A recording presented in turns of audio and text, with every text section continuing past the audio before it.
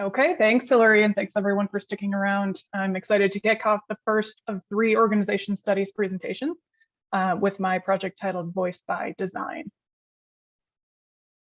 And in this project and in my research more generally, I look at the implementation and use and development of advanced technologies as one of the clearest examples of how the range of issues at the workplace today is expanding. And I'm particularly focused on digital monitoring technologies, because rather than simply acting as job replacers, these technologies are likely to present more nuanced changes in the tasks and roles of frontline workers, even in mature industries like trucking and manufacturing.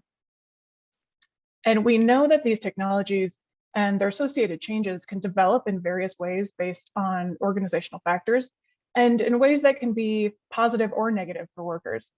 But a few important issues remain open, specifically the issue of power. Who decides how these technologies will develop and be used? And in particular, how can low-powered organizational actors like frontline workers have some say in that process? And I tackled these issues after inductively identifying a puzzle in my field site, which was a small manufacturing firm that implemented a new digital technology. Although there were consistent internal voice mechanisms and work tasks across the duration of my study, the technology issues raised by workers developed in different ways across 2 time periods. In time 1, 43% of the issues that workers raised were resolved with a technology change, while in time 2, 75% of those issues were addressed. And this raised the specific research question, when and how can workers have voice over the configuration and use of digital monitoring technologies in the workplace? So the work and employment literature on worker voice has addressed this question in a few ways. It's pointed to the dominance of managerial control that prevents workers from having input, particularly into technology selection and development. But it has highlighted employee involvement practices and collective bargaining agreements that can provide some mechanisms for workers to have a say. For instance, organizations can assign technology super users that help smooth the implementation of technologies while also representing worker interests. And through these mechanisms, workers largely voice issues that can be considered pro-social, like ideas to more effectively customize the technology and work routines to one another in a particular workplace. Though workers certainly can also raise criticisms and ideas about the working conditions surrounding the technology. The technology and organizations literature has not specifically addressed the issue of worker voice, but it does provide a valuable perspective on my research question, because it also points to the macro-institutional power structures like occupational hierarchies and technology designs that favor technologies being used by managers to evaluate, discipline, and control workers. But this literature does highlight that technologies can lead to a challenge of the existing distribution of knowledge and authority in organizations when they occasion new work practices that bring that distribution into question. And when technologies do change those work tasks, they might also change role relations between managers and workers. And this might lead to new social structures within organizations that can elevate workers' control and autonomy. So for instance, Barrett, Orlowski, and Yates, they show how pharmacy technicians developed increased control and voice after the introduction of a pharmacy dispensing robot because they were able to help configure and maintain it. But neither of these literatures has considered the interests and strategies of third-party technology vendors who manage these flexible digital technologies and who might affect the path of technology development and use in organizations.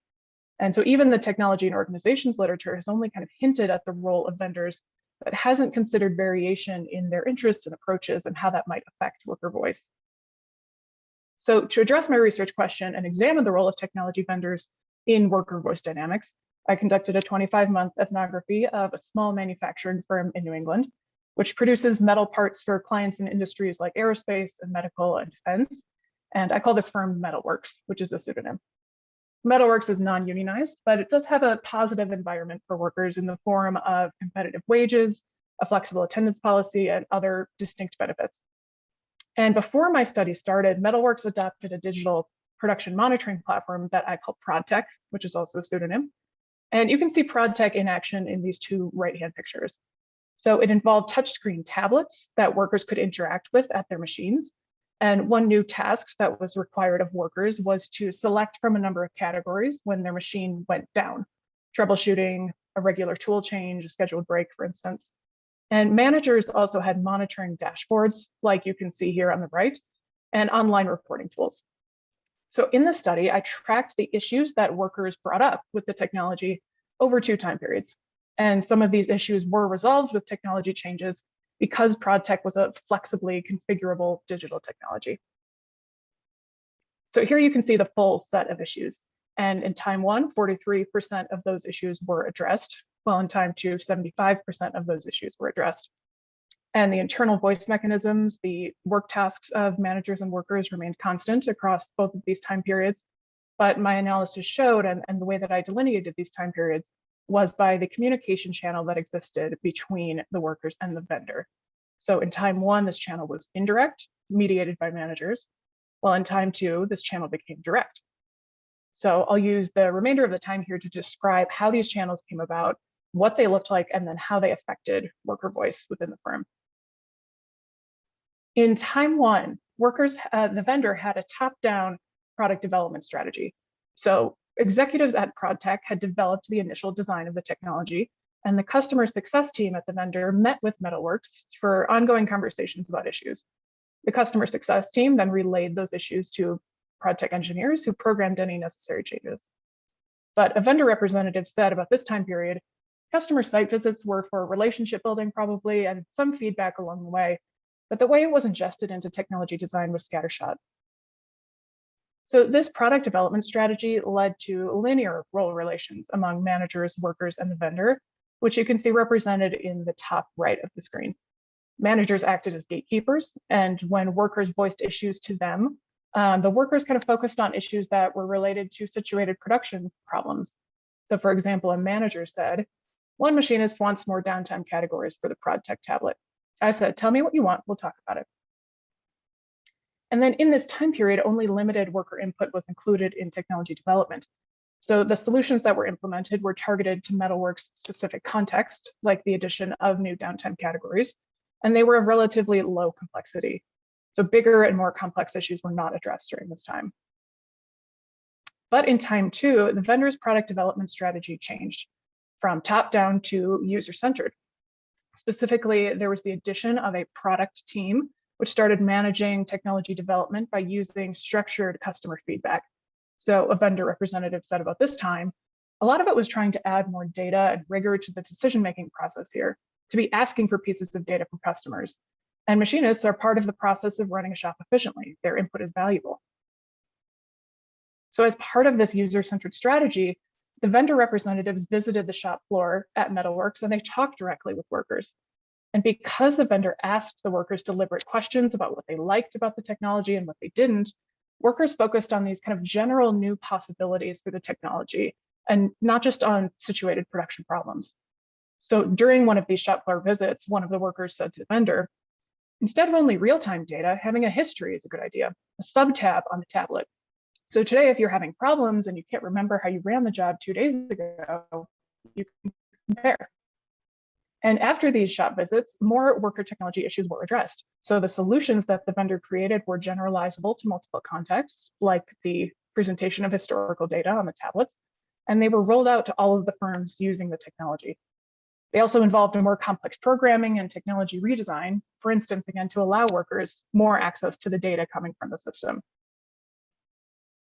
So to wrap up here, I made several contributions in this paper. First, in addition to barriers to worker voice that stem from macro-institutional structures like the dominance of managerial control, I identified that even in firms with good cultures and internal mechanisms for voice, managers and vendors may not fully recognize worker contributions as value-adding. So this is what happened in time 1 of my study. But in addition to mechanisms that are situated within the firm, I show that worker voice can be elevated by introducing third-party technology vendors. In particular, though, managers must be willing to allow workers to talk to the vendors, and the vendors must recognize that worker input is valuable. So I didn't really discuss the process of how this happened in the time that we've had, but ProdTech learned through its user feedback sessions that workers were not happy with the initial design of the technology. And the vendor also learned that worker acceptance of the technology was important for ProdTech's overall success. So that motivated them to include worker input. Finally, the literature highlights that workers can customize technology and work routines to one another within their organizations, and that new work tasks from new technologies might lead to increased autonomy and control for workers through role realignment. But I focus here on the interests and strategies of third-party technology vendors, specifically showing that this user-centered design strategy can occasion role realignment among vendors, managers, and workers. And in my setting, this created these triangular role relations and led to this new structure of a direct communication channel through which worker input was considered to a greater extent than it had been before. So when considering the broader implication of the study for organization theory, I just want to highlight that as digital technologies managed by these third-party vendors continue to diffuse, these dynamics are likely to become more apparent, and technology vendors should be considered as a key actor in explanations of how technologies affect organizations and workers. And equitable outcomes, like who decides how these technologies develop, that's what's at stake here.